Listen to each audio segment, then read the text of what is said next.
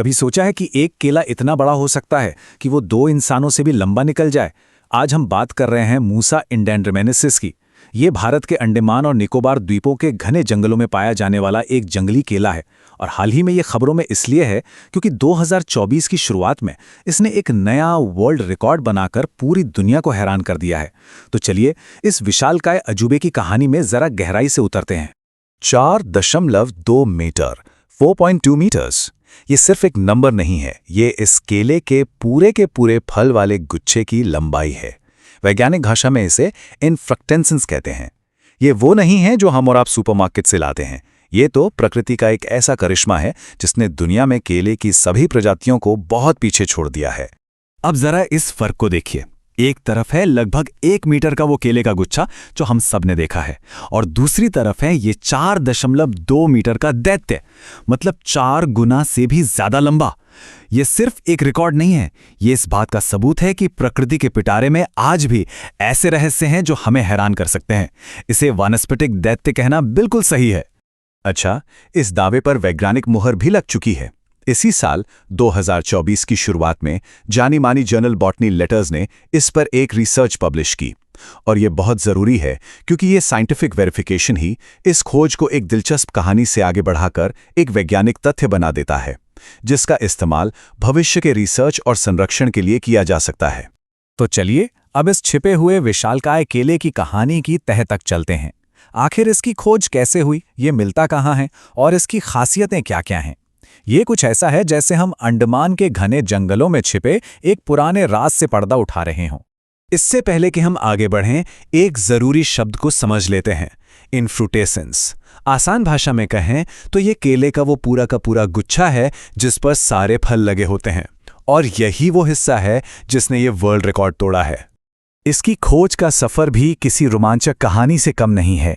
देखिए, इसे पहली बार 2012 में लिटिल अंडमान के कृष्णा नाला रिजर्व फॉरेस्ट के पास देखा गया था।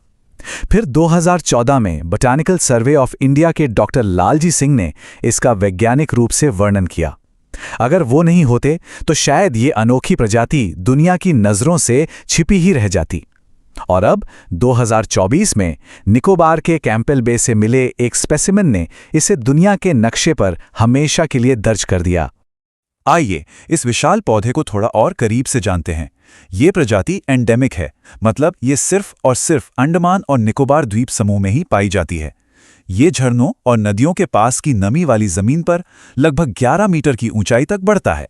इसके फल पकने पर सुनहरे, पीले और मीठे होते हैं, लेकिन उनमें बीज होते हैं जो इसे बाजार में बेचने के लिए ठीक नहीं बनाते, और यही बात इसके संरक्षण को और भी जरूरी बना देती है। इस तस्वीर को देखकर बस एक पल के लिए कल्पना कीजिए, घने जंगल, हवा में नमी और उसके बीच शान से खड़ा ये विशाल पौधा। ये हमें प्रकृति की असीम ताकत और उसके अनछुए रहस्यों की याद दिलाता है। लेकिन ये कहानी सिर्फ एक वर्ल्ड रिकॉर्ड की नहीं है। नहीं, इसका महत्व इससे कहीं ज्यादा गहरा है।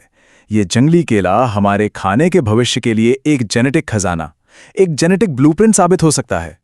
असल में ये जंगली केला मजबूती और सहनशीलता का एक जीता जागता भंडार है। सोचिए, हजारों सालों से बिना किसी इंसानी मदद के इसने हर तरह के मौसम, हर तरह की मुश्किलों का सामना किया है, और इसी वजह से इसके जीन्स में भविष्य की चुनौतियों का समाधान छिपा हो सकता है। इसे एक जेनेटिक खजाने के नक्शे की तरह सोचिए। पहला कदम है नक्शे को पढ़ना, मतलब इसके डीएनए को स्टडी करना। दूसरा कदम है खजाने का पता लगाना, यानी बीमारियों से लड़ने और क्लाइमेट चेंज को सहने वाले जीन्स की पहचान करना। और तीसरा कदम उस खजाने का इस्तेमाल करके कुछ नया बनाना, यानी आज के केलों की बेहतर और मजबूत किस्में तैयार करना। लेकिन हर अच्छी कहानी की तरह यहां भी एक मुश्किल मोड़ है। ये अनमोल खजाना, ये जेनेटिक ब्लूप्रिंट आज खुद बहुत बड़े खतरे में है। ये विलुप्त होने की कगार पर खड़ा है।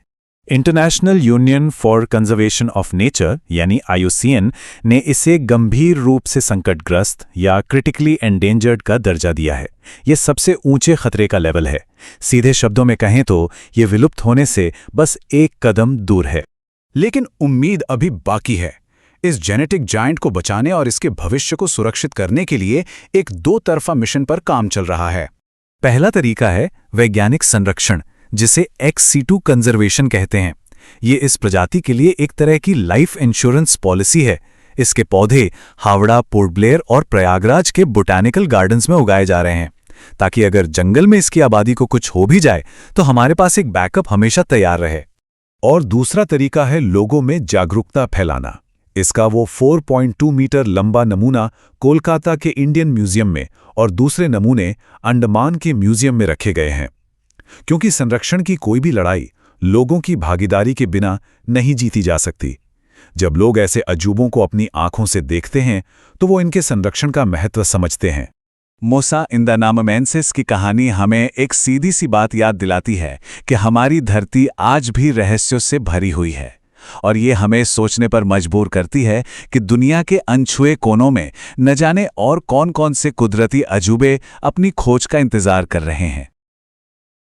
अगर ये वीडियो आपको पसंद आया हो तो लाइक जरूर करें, शेयर करें उन दोस्तों के साथ जिन्हें यूपीएससी, लॉ या जनरल नॉलेज की तैयारी करनी है, और हां, सब्सक्राइब करें।